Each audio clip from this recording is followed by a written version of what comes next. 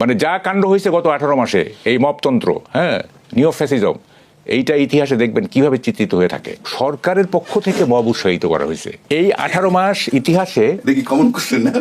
হ্যাঁ, এই 18 মাস ইতিহাসে নিও ফ্যাসিজমের একটা অধ্যায় হিসেবে পরিচিত হবে। নিও ফ্যাসিজম, নয়া ফ্যাসিবাদ। নয়া ফ্যাসিবাদ কেন?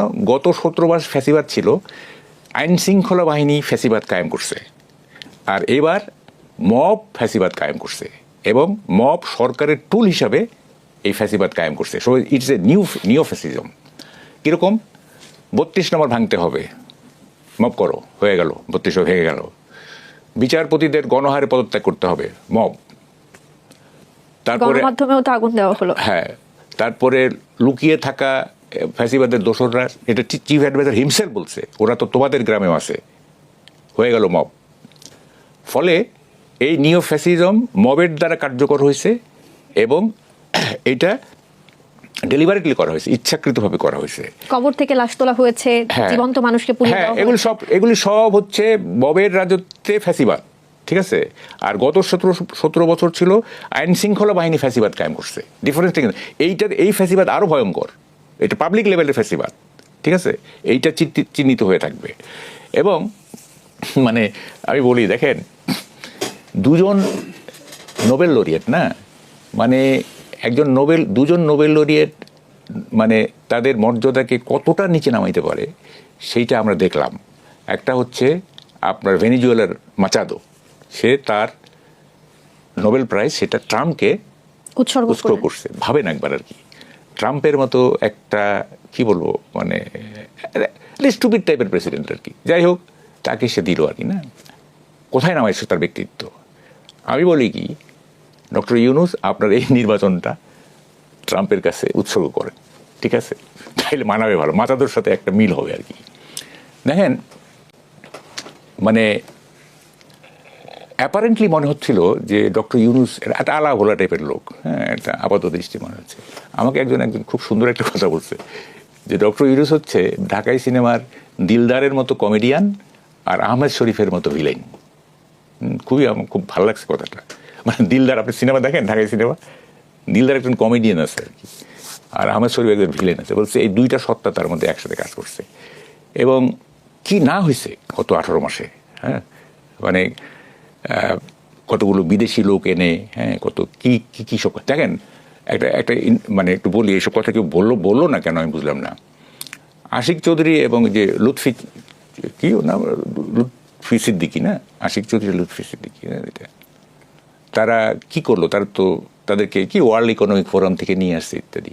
কি করলো তারা? যারা বিদেশি চাকরি ছেড়ে এসেছিলেন, এমনটিও শোনা গিয়েছে। এবং তারা তো কিছুই করতে পারলো না। ওই যে ইনভেস্টমেন্ট সামিটের সময় তারা কি হাইপ তুললো, হ্যাঁ, আমি একবার টকশোতে বলছিলাম যে পাইপলাইনে ডলারের জ্যাম লেগে যাবে, কিন্তু এখন দেখা যায় পাইপলাইনে এখান থেকে তাকাইলে ওই পাশ দেখা যায়। সো হলো তো কি হলো এবং কি হবে? এরা তো চলে গিয়ে যে দাভোস, ওখানে ওয়ার্ল্ড ইকোনমি, ওখানে গিয়ে ক্রেডিট নিবে যে আমরা দেখেন বাংলাদেশে কি করে দিয়ে আসি, তোরা তো খবর জানবে না। সো এইসব কাণ্ড হয়েছে বাংলাদেশ, এইসব কাণ্ড হয়েছে। এবং কি বলে যে মানে আমরা ভেবেই পাই না যে মানে সরকারের পক্ষ থেকে মব উৎসাহিত করা হয়েছে। যেমন এই যে প্রেস সেক্রেটারি, উনি বলতেছেন যে এটা প্রেশার গ্রুপ। তো আমি তো টক শোতে বলছিলাম যে প্রেশার গ্রুপ লেখাপড়া করে না, মব এবং প্রেশার গ্রুপের মধ্যে যোজন ফারাক। হ্যাঁ, প্রেশার গ্রুপ হচ্ছে আপনার অ্যান অর্গানাইজড এন্টিটি, যারা সরকারের ডিসিশন এবং পলিসিকে ইনফ্লুয়েন্স করে, এবং তারা আরেকটা শর্ত থাকে, তারা নির্বাচনে অংশগ্রহণ করতে পারে না। এইখানে প্রেশার গ্রুপের কোনো বল প্রয়োগের কোনো ব্যাপার নাই। তারা কথা বলবে এবং সরকারের ডিসিশন এবং পলিসিকে চেঞ্জ করার জন্য একটা পরামর্শ দিবে। That is pressure group. আর মব হচ্ছে আপনার disorderly riotous crowd to achieve a particular growth. এটা একটা রায়োটাস, দাঙ্গাবাজ, হ্যাঁ, মানে রায়ট যেরকম হয় আর কি, দাঙ্গাবাজ এবং ডিসঅর্ডারলি, তাদের মধ্যে কোনো শৃঙ্খলা নাই। একটা ক্রাউড, তাদের একটা মানে এজেন্ডা থাকে, সেটা বাস্তব করে বল প্রয়োগ করে। কোথায় বল প্রয়োগ আর কোথায় হচ্ছে আপনার কথা বলে পরামর্শ দেওয়া, গালফ অফ ডিফারেন্স। উনি বলতেছেন এটা প্রেশার গ্রুপ। হ্যাঁ, ফাজলামের একটা সীমা আছে। আমাদের কি স্টুপিড ভাবছিলেন না 18 মাস? আমরা বললাম তো, মানে যা কাণ্ড হয়েছে গত 18 মাসে এই মবতন্ত্র, হ্যাঁ, নিও ফ্যাসিজম, এইটা ইতিহাসে দেখবেন কিভাবে চিত্রিত হয়ে থাকে। হ্যাঁ, আমরা মানে যখন ওই যে কি বলে এবং কি করছে, হ্যাঁ, মানে যখন এই যে এইসব আনতেছিল, আমি একটা টক শোতে বলছিলাম, এইসব না করে যে আমেরিকার স্টেট অফ সেক্রেটারি আছে, সেক্রেটারি অফ স্টেট আছে কন্ডোলিসা রাইস, তাকে না ফরেন মিনিস্টার বানায় দেন।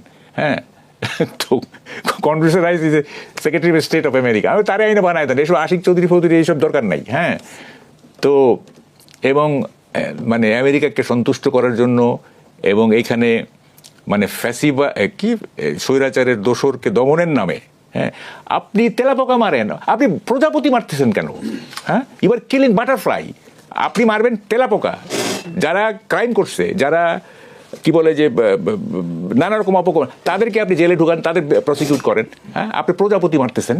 হ্যাঁ, সারা মানে ইন দি নেম অফ স্বৈরাচারের দোসর ইনডিসক্রিমিনেটলি টিচার, মানে বিশ্ববিদ্যালয়ের টিচার গলায় জুতার মালা পড়তেছে, মুক্তিযোদ্ধা গলায় জুতার মালা পড়তেছে।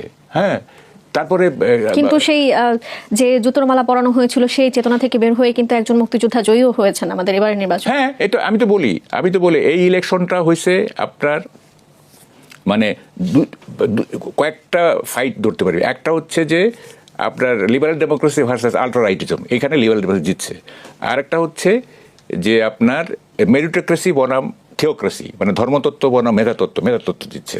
দেখেন, একটু বলি, গত 16 মাস হয়েছে কি, আমরা তো সরকার দ্বারা পরিচালিত হইনি, গভর্ন হইনি। আমরা গভর্ন হয়েছে দুইটা জিনিস, একটা হচ্ছে আপনার মব, আর একটা হচ্ছে আপনার কি বলে এই যে জিহাদিদের কি বলে এই জিহাদিদের দ্বারা তাদের যে এই যে মব। এবং এগুলিতে কি হয়েছে, আমরা শাসিত হয়েছি আপনার একদিকে শাসিত হয়েছি আপনার ইগনোরেন্স দ্বারা। হ্যাঁ, এই কি বলে যে মব যারা তাতে ইগনোরেন্ট। আর একদিকে শাসিত হয়েছি আপনার কি বলে কুসংস্কার দ্বারা, অন্ধত্ব দ্বারা। হ্যাঁ, মানে যখন আপনি দ্বারা শাসিত হবেন, কি বলে যে ফ্যানাটিসিজম দ্বারা, ধর্মান্ধতা দ্বারা, ধর্ম নাকি, ধর্ম তো ভালো জিনিস, ধর্মান্ধ দ্বারা যখন আপনি শাসিত হবেন, তখন you are govern by superstition, কুসংস্কার দ্বারা শাসিত হচ্ছে, অন্ধত্ব দ্বারা শাসিত হচ্ছে। আবার যখন আপনি মব দ্বারা শাসিত হবেন, তখন you are govern by ignorance. হ্যাঁ, একটা কালেকটিভ ইগনোরেন্স দিয়ে, একটা সমষ্টিগত অজ্ঞতা দিয়ে আপনি শাসিত হয়েছেন।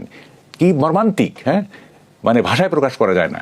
হ্যাঁ, একদিকে ধর্মান্ধতা, একদিকে কুসংস্কার, আর একদিকে হচ্ছে অজ্ঞতা। এই 18 মাস আমরা এই দ্বারা শাসিত হয়েছি। অথচ হেড অফ দি গভর্নমেন্ট ছিলেন একজন Nobel laureate. This is the worst paradox in the history. এর ইতিহাসে এর চেয়ে বড় বৈপরীত্য আর হইতে পারে না।